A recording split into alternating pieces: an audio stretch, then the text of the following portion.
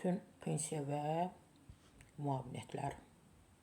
Artıq bayramla əlaqədar, bayramla bu münasibətlə, yəni bu ay həm 8 Mart Qadınlar Bayramı oldu, Dünya Qadınlarının Bayramı oldu, Azərbaycan qadınlarının bayramı oldu. Həm də qarşıda bizim çox möhtəşəm milli xalqımızın xalq bayramı gəlir, Novruz bayramı. Və ona görə də insanlar təbii ki, istəyir masaların üstü bol olsun, şirniyyatlar hazırlasınlar. Bizə məxsus olan milli adət-ənənələr var ki, təbii ki, onları hər bir ailə başçısı, fərqi yoxdur, qadın ya kişi. Yəni o missiyanı yerinə yetirən ailədə 1-2 nəfər olur ki, təbii ki, anamız, atamızdır.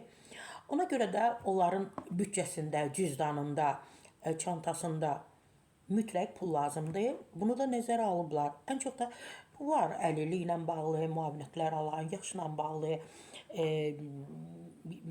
əmək pensiyalarına çıxanlar, yəni əmək pensiyaları alanlar da var ki, bununla bağlı artıq xəbərlər var. Bakı, Sumqayıt şəhər və Abşeron rayonu üzrə mart ayının pensiyaları qrafikdən əvvəl ödənilib. Artıq kartlara qoyulub. Mən 2-3 gün bundan əvvəl bir markete girmişdim, gördüm orada bir kalabalıqdır.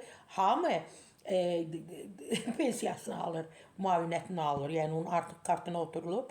Manşet.az xəbər verir ki, digər bölgələr üzrə habelə güzəştli şərtlərlə pensiya hüququna malik şəxslərin pensiyaları, bütün sosial ödənişlər bu ay qrafikdən əvvəl ödəniləcək.